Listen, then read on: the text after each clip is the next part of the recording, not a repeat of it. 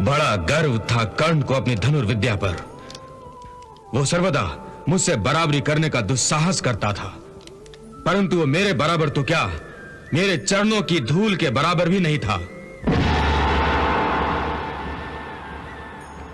जो सर्वदा अहंकार से सिर उठाकर बातें करने का दुस्साहस करता था, जिसका सिर कभी हम पांडवों के सामने झुका नहीं था, उसी कर्ण का सिर ही आज मैंने उसके धड़ से अलग कर दिया है।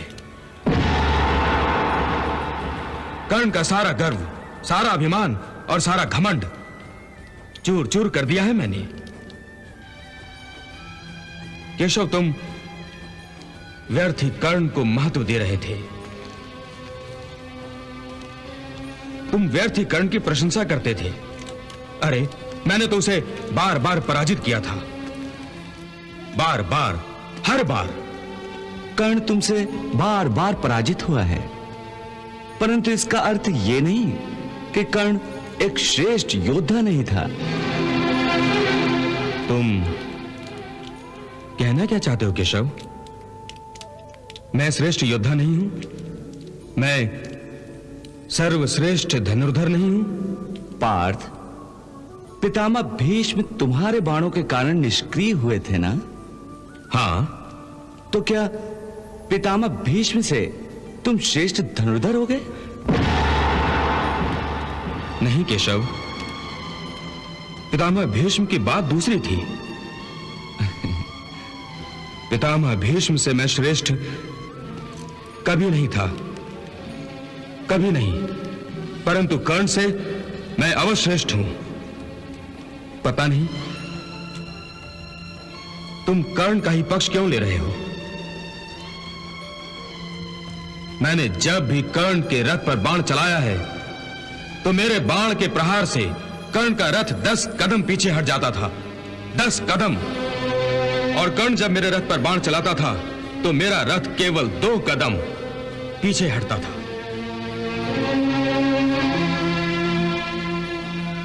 फिर भी तुम कर्ण की प्रशंसा में वाह वाह करते थे, मेरी नहीं। क्या दोनों के बाणों के प्रहारों की शक्ति में इतना अंतर यह सिद्ध नहीं करता कि मैं श्रेष्ठ धनुर्धर हूं? नहीं। नहीं? परंतु क्यों केशव? पार्थ, तुम मेरे मित्र हो, मेरे सखा हो, तुम मुझे सबसे अधिक प्रिय हो, इसलिए मैंने तुमसे कभी कुछ भी नहीं छुपाया है। यहां तक कि अपना दिव्य विराट रूप तक दिखाया है तुम्हें। तुम तो मुझे पहचानते हो, जानते हो कि मैं कौन हूं। हां केशव, मैं जानता हूं कि तुम त्रिलोकीनाथ हो। तो फिर तुम्हारे जिस रथ पर मैं त्रिलोक का भार लेकर स्वयं बैठा था, क्या उस रथ को कोई अणुमात्र भी पीछे हटा सकता था? नहीं ना? तो फिर कर्ण जब अपने हर प्रहार पर तुम्हारे रथ को केवल 2 कदम पीछे हटा देता था, और तुम उसके रथ को 10 कदम पीछे हटा देते थे, तो तुम ही निर्णय लो पार्थ, किसके बाणों में अधिक शक्ति थी?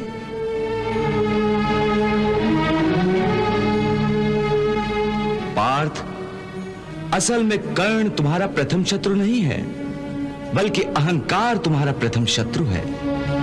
इसलिए तुम अपने शत्रु के अधीन होकर समझ रहे हो कि कर्ण का वध तुमने किया है। केशव, रथ को पीछे हटा देने की बात तो ठीक है, परंतु इसमें क्या संदेह है कि मैंने कर्ण का वध नहीं किया है? नहीं पार्थ, कर्ण के वध के लिए तुम केवल एक माध्यम बन गए थे। असल में कर्ण का वध तुमने नहीं किया, भार्गव परशुराम जी के श्राप ने किया था। परशुराम जी का श्राप? हां पार्थ, इसीलिए मैं कहता हूं कि कर्ण का वध तुमने नहीं किया, कर्ण को उसके गुरु के श्राप ने मारा है।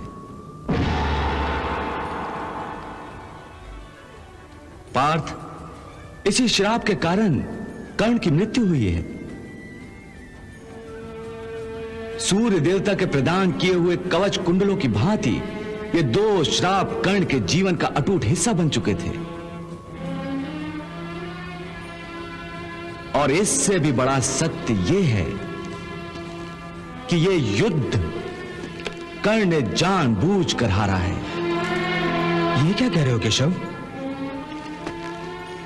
हां पार्थ, तुम नहीं जानते, कर्ण के सेनापति बनते ही मैं उसके शिविर में गया था। कर्ण के शिविर में? परंतु क्यों? उसे धर्म के मार्ग पर आने का निमंत्रण देने। मैंने उसे अधर्म का साथ छोड़कर पांडवों की ओर से लड़ने के लिए कहा था,